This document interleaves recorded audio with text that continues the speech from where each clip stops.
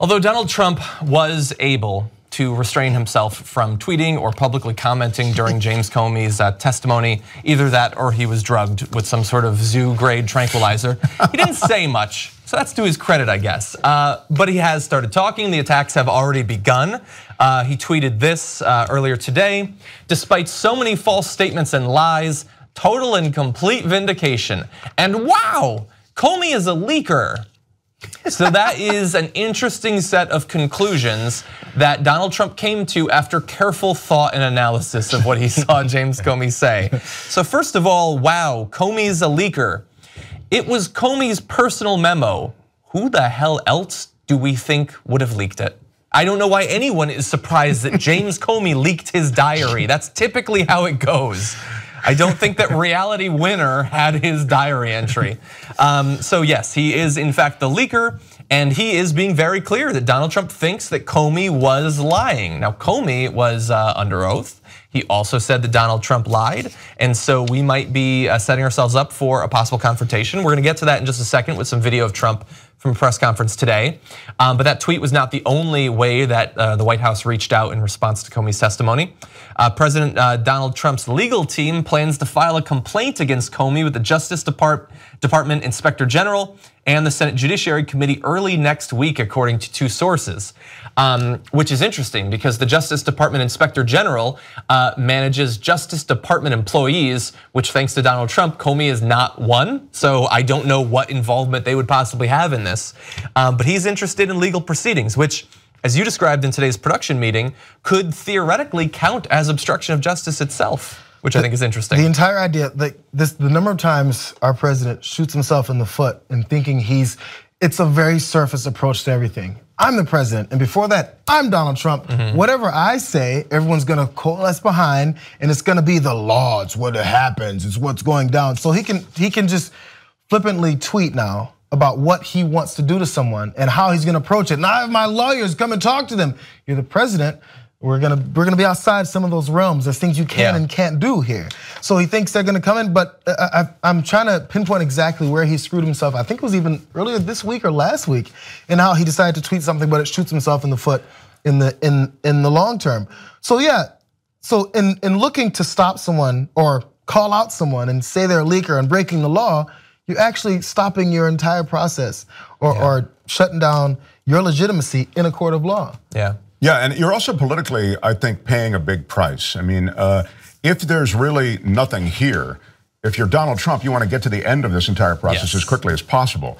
All this whole thing is doing is prolonging everything. You think you have a cloud over your presidency before, you're going to have a bigger cloud, and you've just built part of it. I mean, you've just seeded that cloud, to extend the metaphor. I don't see how he has a real interest in this. And the other thing is, we're going to get to the tapes, I guess. Yes. Yeah. We'll get to that in a second. I have a thought about that as well, because I think there's a lot, the great American BS machine is in full bloom with Donald Trump tweeting and at press conferences. And even before that, so I don't know if we've mentioned Paul Ryan saying this guy's new at this. It's hard for him to know how to obstruct justice.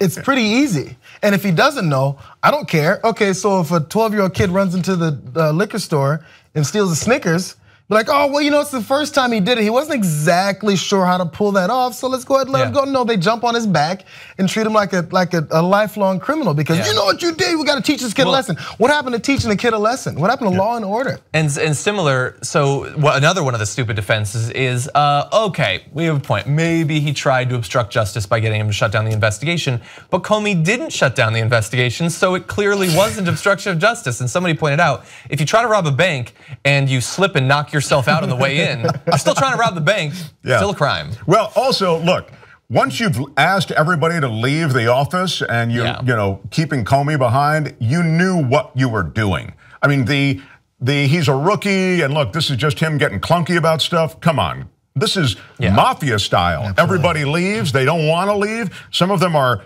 borderline insistent on staying, and still you insist that over their protest that they leave the room. You know what's going on. He knew what he was doing. So why don't we jump to the first video? So I alluded in the intro that we've got the he said going on. Who actually lied? Well, they have different reputations for telling the truth, and one was under oath. So why don't we equalize that? Would Donald Trump be interested? Let's find out. Be fair, John. Oh, absolutely. Remember how nice you used to be before I ran? Such a nice man. Always fair. He did say under oath that you told him to let the Flynn, you said you hoped the Flynn investigation, you could I didn't say that. So he lied about that. Well, I didn't say that. I mean, I will tell you, I didn't say that. And did he ask you to pledge his And there'd be loyalty? nothing wrong if I did say it, according to everybody that I've read today, but I did not say that.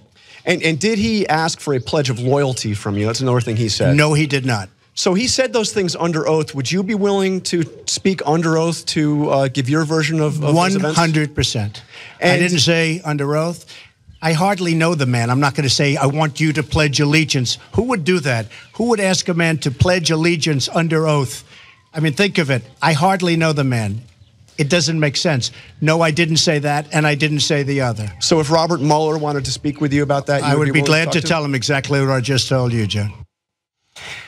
Who would do that? Who would, I mean, come on. Who would do that? That's incredibly suspicious. He's really bad at this. He's so bad at hiding that he's obviously lying and obviously bluffing, because there he says that he'd be willing to testify under oath. Now, the one thing that makes me believe him is that I know that he would have no compunctions under oath from lying. No, he's lied under oath. Of course he doesn't want to do it anyway. He doesn't want to do that. He probably will end up having to do that because I think this investigation will eventually go there.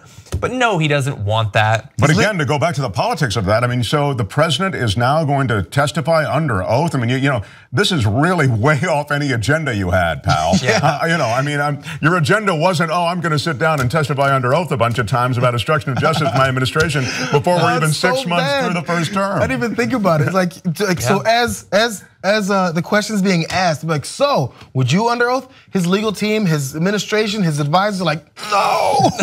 Like, stop. Oh, please don't ask this question. Because he's going to say yes. But to John's point, look, this guy's lied on more depositions. If you know anything about Donald Trump in business, he's been involved in more court cases and more depositions, and he lies on many of them. Obviously, the Trump University is probably the highest profile settlement that he's been involved in. That was $25 million for fraud. Fraud means lying.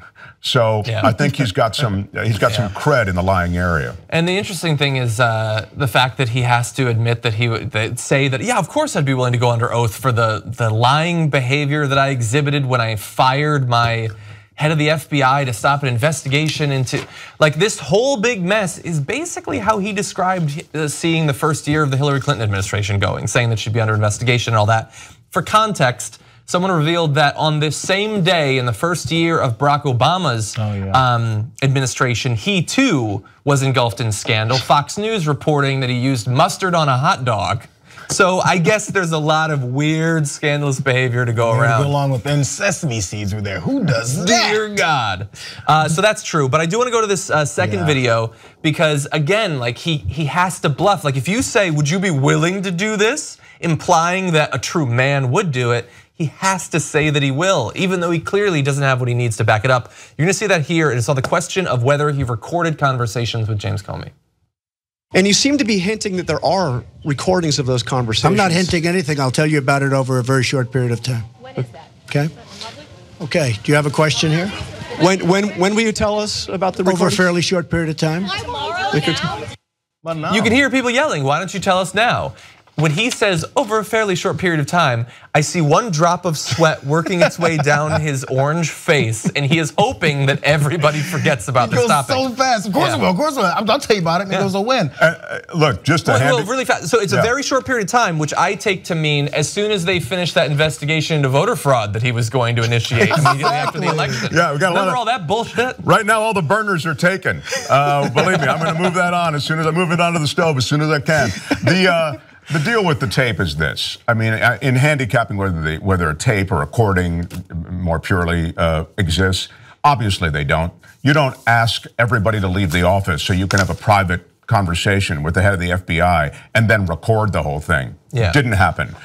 Plain and simple. all the speculation. Are the recordings, aren't they? I think it's a false flag. I think it's a great thing that Trump did. He threw it out there, and now the media is tearing it apart. I see it just triangulated every which way. There are no recordings. I'm 100% sure of it. So this is the thing, though. So after that, he can, the theme of him making news that doesn't help him.